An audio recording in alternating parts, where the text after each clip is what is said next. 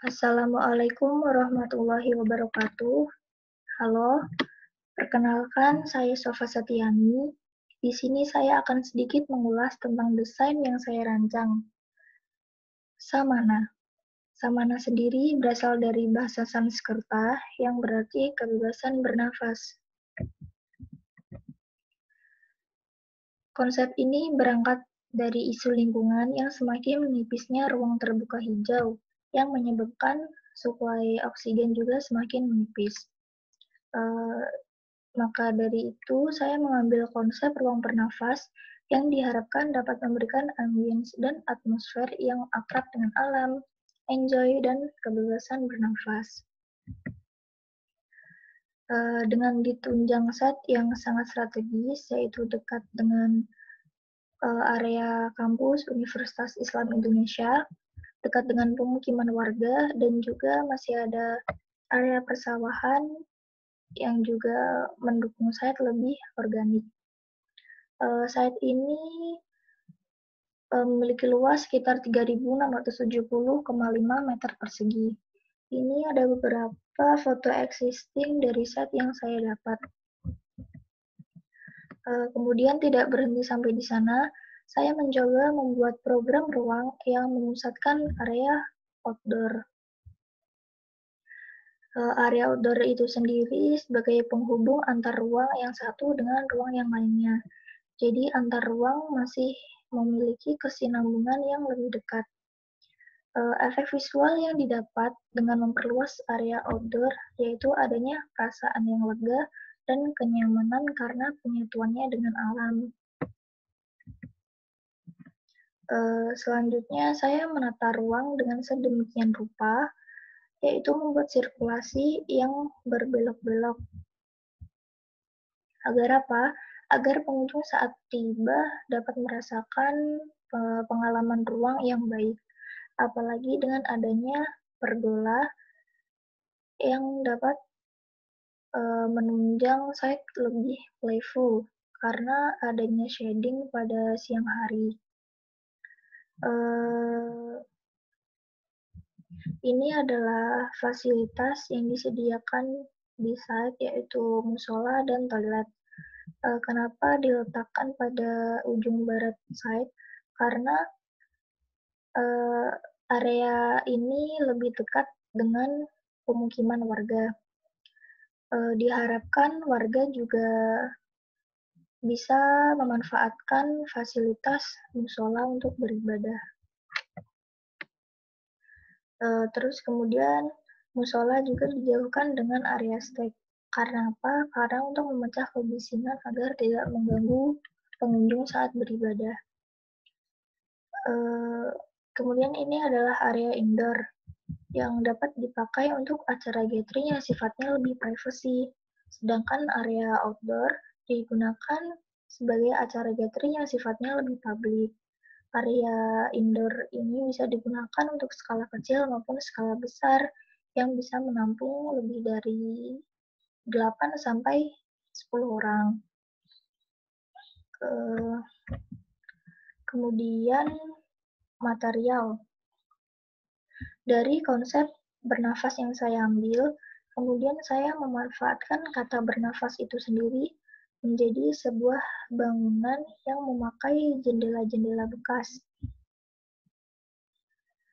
Jendela-jendela bekas itu sebagai respon terhadap limbah bangunan yang sudah tidak terpakai. Material jendela-jendela bekas ini merupakan modular yang akan dijadikan sebagai dinding-dinding yang ringan. Memakai jendela bekas itu sendiri juga dapat mengurangi adanya sifat masif pada kubahan massa. Kemudian pada penutup atapnya menggunakan membran karena sifatnya lebih fleksibel dan mudah diaplikasikan pada bentuk.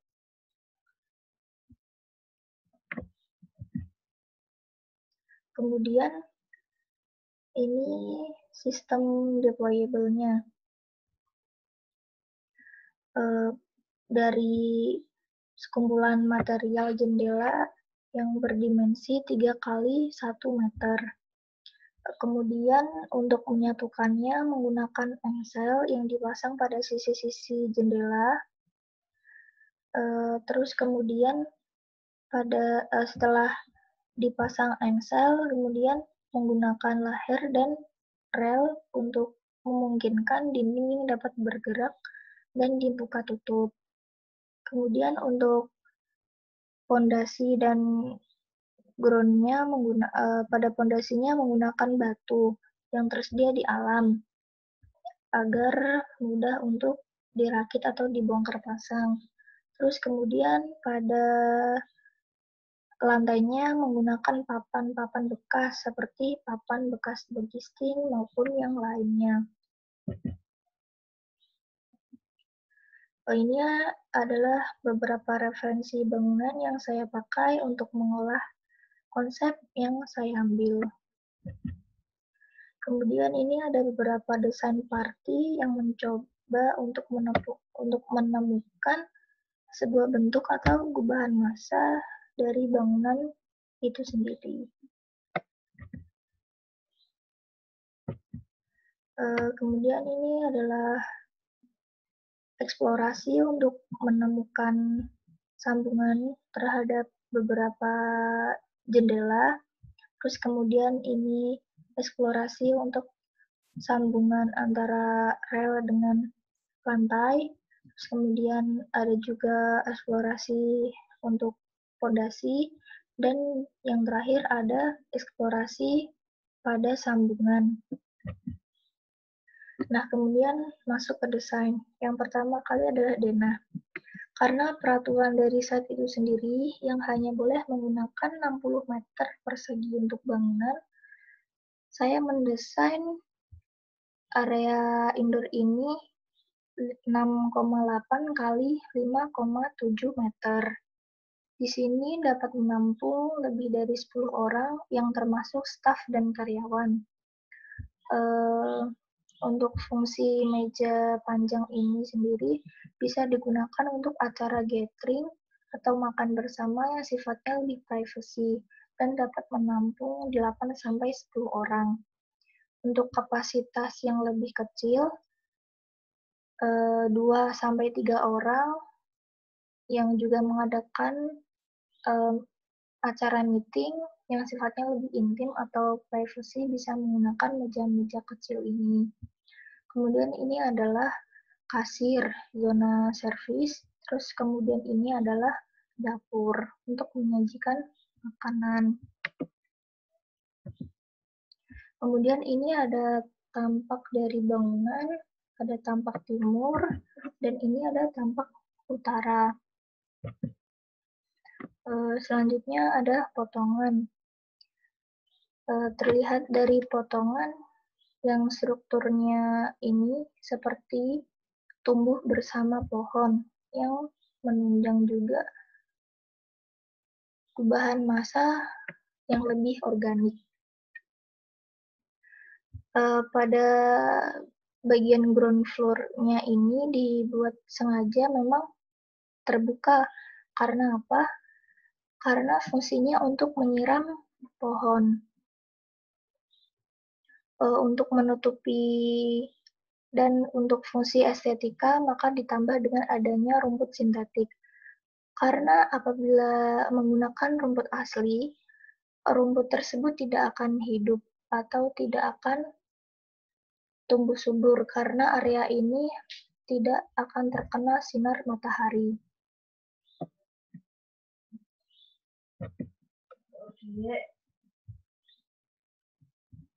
Kemudian ini adalah tampak utara dan tampak barat.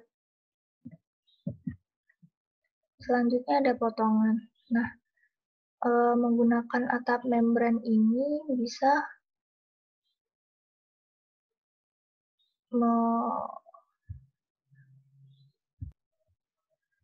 kemudian terlihat pada potongan.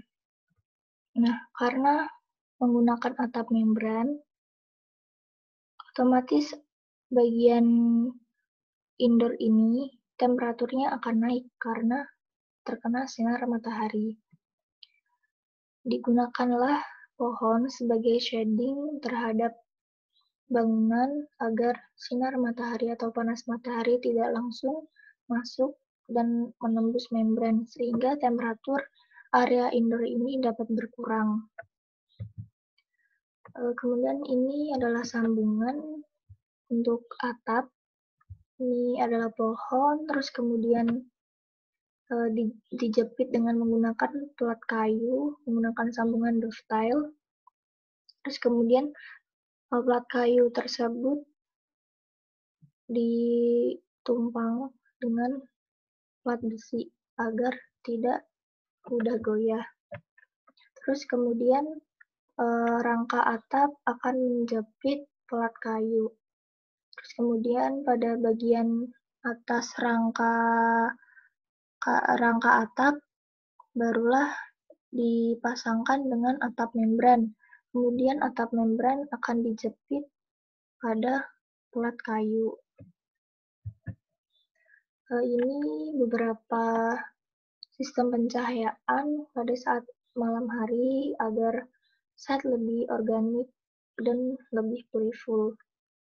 Menggunakan lampu yang dipasangkan pada pergola yang arah cahayanya horizontal dan vertikal. Hal ini digunakan agar set lebih playful, apalagi saat dikunjungi oleh anak-anak. Terus kemudian pada pencahayaan musola. Pencahayaan pada musola diletakkan pada sisi-sisi rangka atap yang cahayanya akan merambat secara merata. Hal ini dapat menimbulkan ambience yang sangat lembut. Dalam segi psikologinya dapat menambah kekhusyukan pengunjung saat beribadah. Kemudian pencahayaan pada ruang makan. Ini menggunakan lampu yang langsung menyorot ke meja dan cahaya refleksinya bisa digunakan untuk mengidentifikasi lawan bicara yang ada di depannya. Ini juga untuk menunjang suasana atau ambience agar lebih intim atau privacy.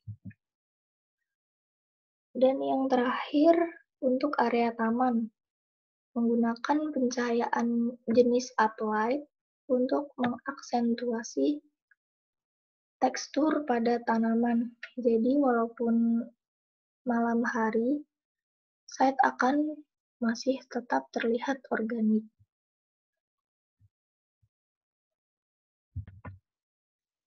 Sekian dari saya, kurang lebihnya mohon maaf apabila ada kesalahan.